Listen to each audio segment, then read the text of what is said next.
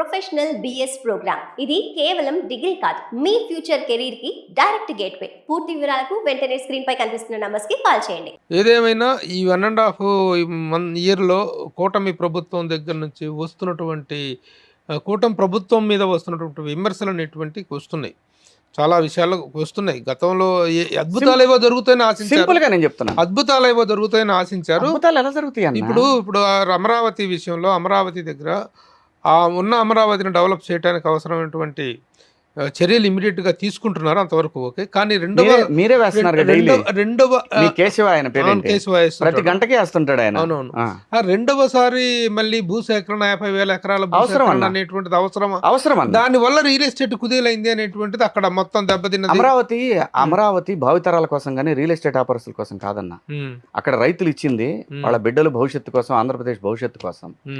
ఎందుకు అవసరం అంటే ఈ సమీకరణ అనేది, భూ సమీకరణ అనేది అంటే ఇంతకుముందు ఇచ్చిన పద్ధతిలోనే భూమిని తీసుకోవటం రైతుల దగ్గర నుంచి. ఎందుకనంటే అన్న, మీరు కొత్త సిటీలు ఈ దేశంలో నయా రాయ్పూరును ప్లస్ అది చండీగఢ్ మనం చూస్తున్నప్పుడు, నేను చిన్నతనంలో మొదలైన చండీగఢ్, ఈ రెండింటికి ఒక సారూప్యత ఏంటంటే, ఒకటేంటంటే చండీగఢ్ లోపం ఏంటంటే ఇన్ఫ్రాస్ట్రక్చర్ లేదు అక్కడ. ఇన్ఫ్రాస్ట్రక్చర్ అంటే ఏంటన్నా, రోడ్స్ కరెక్ట్గా, అలాగే ఫ్యూచర్ రోడ్స్, ఇప్పుడు రోడ్స్ కాదు, ఫ్యూచర్ రోడ్స్, అలాగే మన ఎయిర్పోర్టు. ఇంత పెద్ద క్యాపిటల్ సిటీకి ఒక ఎయిర్పోర్ట్ క్యాపిటల్ సిటీలో లేకపోతే ఇంటర్నేషనల్ కనెక్టివిటీ. ఇప్పుడు మీకు ఎగ్జాంపుల్, నేను ఎన్నో రోజుల నుంచి మొత్తుకుంటున్నది ఇది జనంతో ప్లస్ రాజకీయ నాయకులతోటి.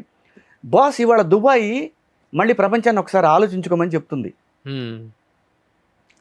ఒక చిన్న యుద్ధం వస్తే దుబాయ్ అల్లాడిపోతుంది.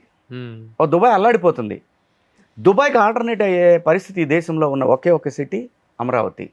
అటు సౌత్ ఈస్ట్ ఏషియాకి కానివ్వండి, ఇటు వెస్టర్న్ కంట్రీస్కి వెళ్ళటానికి కానివ్వండి, మిడిల్ ఈస్ట్కి వెళ్ళటానికి కానివ్వండి, అమరావతి పెద్ద హబ్ అయ్యే అవకాశం ఉంది విత్ ఏవియేషన్.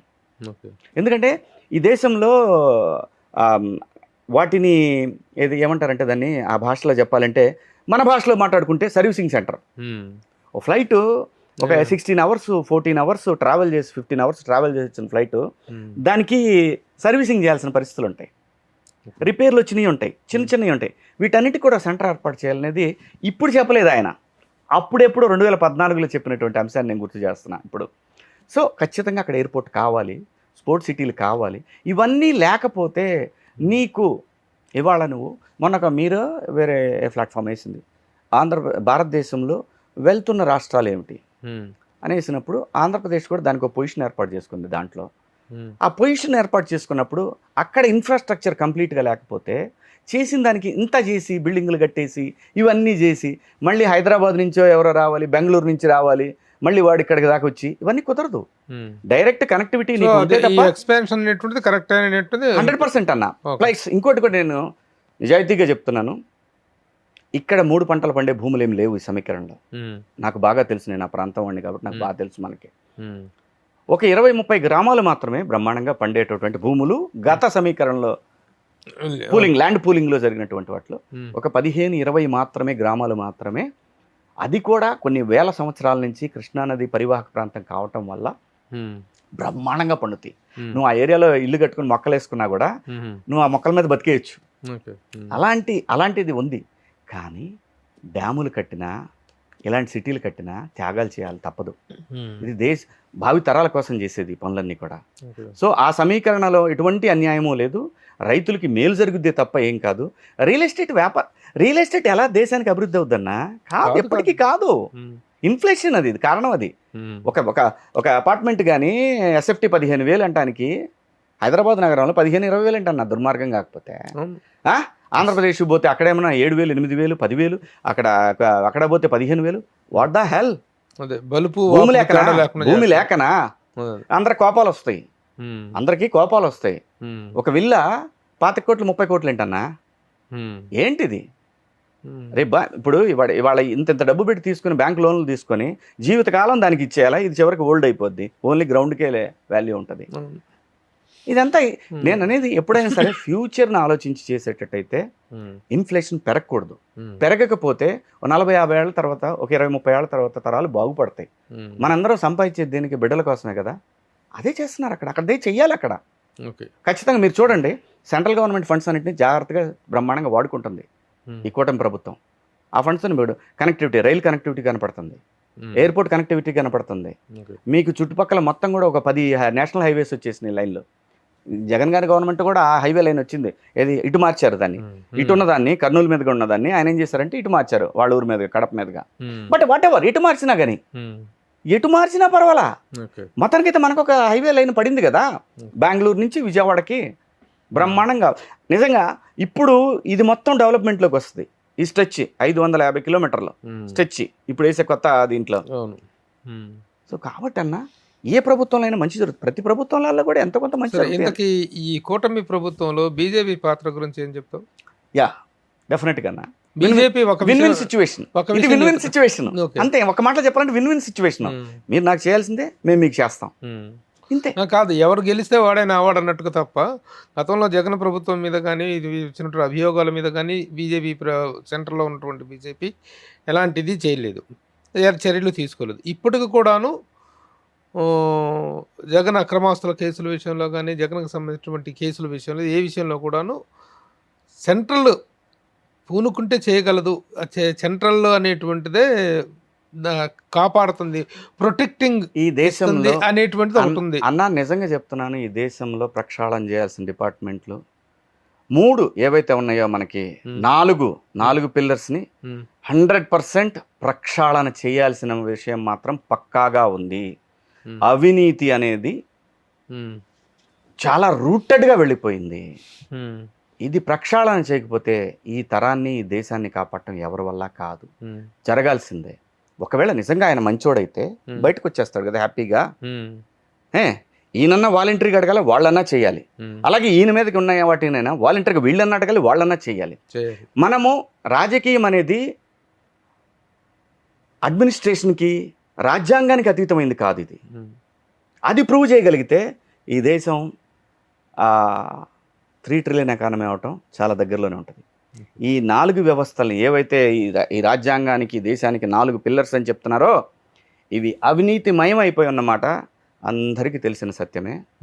ఏంటి, అందరం మాత్రం సాయంత్రం పూట మనం ఇలాగే కూర్చొని డిబేట్లో మంచితనం గురించి అద్భుతంగా మాట్లాడేసుకోవటం, అది తప్పు, ఇది తప్పు, ఇవన్నీ మనం మాట్లాడేసుకుంటాం. ఇది ఏంటంటే ప్రస్తుతం నడుస్తుంది గుడ్డి కంటే మెలనయం అని వెళ్ళిపోవటమే. సరే, ఆంధ్రప్రదేశ్ సంబంధించిన రాజకీయంగా 2 వ్యక్తులు ఎక్స్పెక్టేషన్లను మించిపోయినటువంటి పర్ఫార్మెన్స్లు ఇచ్చేసి రిజల్ట్ చేసినటువంటి వ్యక్తులు 2 కనిపిస్తున్నారు. పప్పు అని అవహేళన చేసినటువంటి లోకేష్ ఈరోజు నిప్పులాగా తయారై చాలా సమర్థవంతమైనటువంటి వ్యక్తిగా నిరూపించుకుంటాడు తనని. అలాగే 2 చోట్ల పోటీ చేసి 2 చోట్ల ఓడిపోయినటువంటి వ్యక్తి 100% స్ట్రైక్ రేట్తో ఈరోజు డిప్యూటీ సీఎం అయ్యాడు Pawan Kalyan. What is your compliments? ఇప్పుడు పవన్ కళ్యాణ్ అంటే ఒక యాక్టర్గా కూడా ఒక మీ ఫ్యామిలీకి సంబంధించిన వ్యక్తినే అనుకోవాలి కదా, is a co actor. How do you వీళ్ళిద్దరిని ఎలా కాంప్లిమెంట్ చేస్తారు? ఇప్పుడు ప్రాబ్లం ఏంటంటే, ఇప్పుడు ఈ ఇంటర్వ్యూలో నేను ఎక్కువగా ఇంటర్వ్యూ చూడటం కన్నా కింద కామెంట్స్ చూడాల్సి వస్తాయి. ఎందుకు ఇదే మార్చుకోవాలి, ఇది ఒక్కటే మార్చుకోవాలి. జగన్మోహన్ రెడ్డి గారు మళ్ళీ అధికారంలోకి రావాలంటే ఇది ఒక్కటే మార్చుకోవాలి. ఏంటంటే, ఫస్ట్ అసలు నా పార్టీలో ఎందుకు ఇంత దారుణమైన ఓటమి వచ్చింది అనేది ఒకసారి కూర్చొని చింతన్ బైఠక్, ఒకసారి ఏం జరిగింది, సపోజ్ తిరుపతి దాని మీద వచ్చింది, కూర్చొని తాత్కాలికంగా ఆ వ్యక్తిని, మెంబర్షిప్ని తాత్కాలికంగా ఫ్రీ చేయి, కూర్చో, ప్రజలకు ఎందుకు ఇంత వ్యతిరేకత కలిగింది నా మీద ఆలోచించు. అది లేకుండా ఏ సోషల్ మీడియాలో తగులుకొని ఏఐని వాడుకొని ఇష్టం వచ్చినట్టు పోతా ఉంటే, నేనంటే అతను భయం క్రియేట్ చేశాడు. ఆయన ఎలా చేశాడని పరిధిలో దాన్ని కన్నిటికన్నా కూడా ఒక భయమైన వాతావరణం నెలకొంది. అతని మీద ఉన్న తక్షణం ఆయన మీద ఉన్నటువంటి ఆ అంశాన్ని రూపుమార్చుకోవాలంటే ఈ పర్రాలు లప్పారప్పాలు ఇవి కాదు. వాళ్ళు వచ్చిన భయం ఏముండదు, మా స్వేచ్ఛని వాళ్ళు లాగేసుకోరు అనే ధైర్యాన్ని ఇవ్వాలి ప్రజలకి. ఇలాంటి వాటిలో ఆయన అవగాహన తెచ్చుకుంటే చాలా మంచిది. ఇప్పుడు నా మీద ఎక్కువ మంది బ్యాడ్ కామెంట్స్ పెట్టరు, కానీ ఖచ్చితంగా తెలిసిపోతుంటాయి, కొన్ని కామెంట్స్ వస్తుంటాయి. ఇవి ఖచ్చితంగా వాళ్ళ దగ్గర నుంచి వచ్చాయి. ఎందుకు అంటున్నాను, ఎందుకు నేను అందరినీ ప్రశ్నిస్తాను, నాకేం ప్రాబ్లం లేదు. ఓకే. పవన్ కళ్యాణ్ గారిని మీరు ఎన్ని అన్నాలో అన్నీ అనేశారు, ఏమైంది? ప్రజలు బ్రహ్మరథం పట్టారు, 100% రిజల్ట్ ఇచ్చారు. ఇందులో మీ పాత్ర వల్లే ఎక్కువైనా ఆ రిజల్ట్ రావడానికి కారణం. రెండోది, మా లోకేష్ గారిని పప్పు పప్పు పప్పు అన్నారు. ప్రపంచమేమో పప్పు కాదు అతను నిప్పు అని చెప్తుంది. ఇప్పుడు దీన్ని ఎవరు దీన్ని ఎలా ఏం చేయాలి? దాన్ని అంతగా ప్రొజెక్ట్ చేసి అతను వాళ్ళని రెచ్చగొట్టి మరి వాళ్ళు నిప్పులా తయారయ్యేలా చేసింది మీరే కదా. నేను అంటున్నాను, రాజకీయం చేస్తే ప్రజలు మన వెనకాల నిలబడాలి. రాజకీయం చేస్తే ప్రజలు మనం చూసి భయపడకూడదు. ప్రస్తుతం వైసీపీ గవర్నమెంట్లో వాళ్ళు ఏం చేశారు, అది ఆయనకున్న కేసులు ఇవన్నీ పక్కన పెడితే భయపడుతున్నారు. ఈ భయం నెక్స్ట్ ఎలక్షన్ మీద ఉంటుంది, ఖచ్చితంగా ఉంటుంది. ఈ భయం ఇప్పటికి పోద్దనుకో, అది పోగొట్టే పని చేసుకుంటే మాత్రం మళ్ళీ వాళ్ళు ఫైట్ చేసుకుని మళ్ళీ తిరిగి అధికారంలోకి రావాలి. కానీ ఇప్పటికీ కూడా అధికారంలో ఉన్నప్పటికంటే కూడా ఎక్కువగానే రియాక్ట్ అవుతున్నారు కదా. అదే కదా చెప్పింది ఇందాక పదం. ఆ భాష, రాజకీయ నాయకుడు మొండివాడు కాదు, అదే వచ్చింది సావు. ఇక్కడ మొండితనం చూపిస్తే సెట్ అవుతారు ఎవరైనా సరే, మొండితనం చూపించాడు. అందుకే వద్దులే, మనకి ఎందుకులేని వదిలేసాం. మనం కూడా మనకి ఎందుకు శుభ్రంగా సినిమాలు చేసుకుని, మనకి భగవంతుడు ఇచ్చిన స్కిల్ నటించరాను అని చెప్పాడు, దాంతో పోదాం.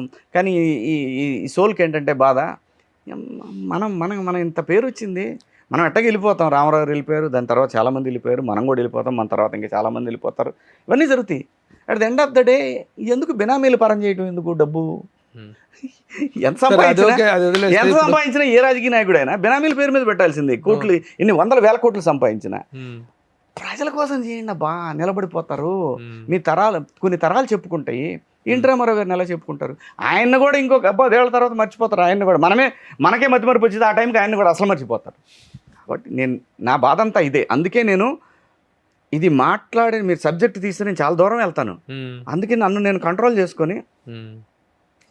సుమన్ టీవీలో మీ పర్సనల్ అండ్ బిజినెస్ ప్రమోషన్స్ కోసం కింది నెంబర్కి కాంటాక్ట్ చేయండి.